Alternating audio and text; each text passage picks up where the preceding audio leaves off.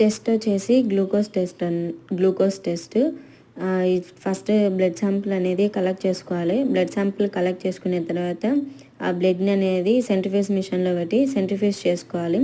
Centrifuge చేసుకున్న తర్వాత ఆ బ్లడ్ శాంపుల్స్ పక్కన సీరం అనేది మనకి సపరేట్ అవుతుంది.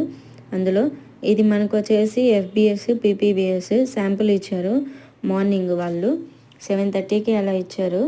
మళ్ళీ వచ్చి సెకండ్ శాంపుల్ ఇచ్చారు. ఇచ్చిన తర్వాత 2 టెస్టులు అనేది ఒకటేసారి చేస్తున్నాం మనం ఇక్కడ.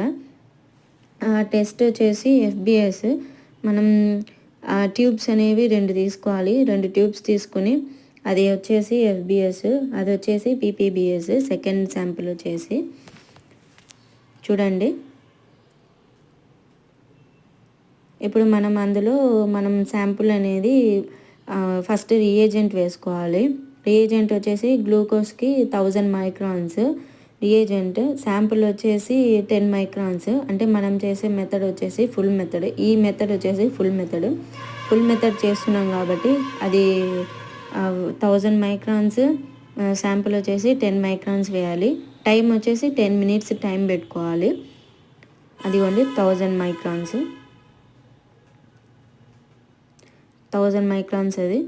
అది వచ్చేసి పిప్పెట్ అండ్ టిప్. ఇది వచ్చేసి మనకు మిషన్ ఆన్ చేసుకోవాలి. బయోకెమిస్ట్రీ మిషన్ ఆన్ చేసుకున్న తర్వాత మనం రియేజెంట్ శాంపుల్స్ కలుపుకున్నాం కదా. ఫస్ట్ 1000 ml మనకి అడుగుతుంది. అది ఇచ్చేసిన తర్వాత మనం శాంపుల్స్ అనేవి ఇచ్చేయడమే. ఇచ్చేస్తే రీడింగ్ అనేది వస్తుంది మనకి. రీడింగ్ వచ్చినప్పుడు రీడింగ్ ఇచ్చేయడమే.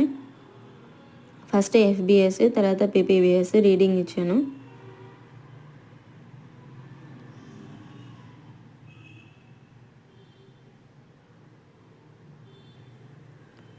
గ్లూకోజ్ అనేది బాడీలో గ్లూకోజ్ లెవెల్స్ అనేది మనకి చెక్ చేసుకునేదానికి ఎంత పర్సంటేజ్ ఉంది అని చెక్ చేసుకునేదానికి మనం చేసే మెథడ్ వచ్చేసి ఎఫ్బిఎస్ అండ్ పీపీబిఎస్ చెక్ చేసుకోవచ్చు మనం.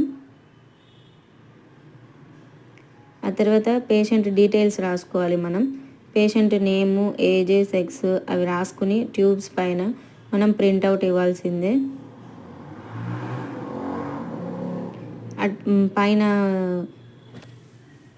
నేము, దాని కింద ఏజ్, దాని కింద ఆవిడ ఫీమేలా మేలా ఎవరు అని చెప్పేసి ఇది శాంపిల్స్ మొత్తం రీడింగ్ ఇచ్చిన తర్వాత మనకి అలా ప్రింట్అవుట్ అనేది వస్తుంది.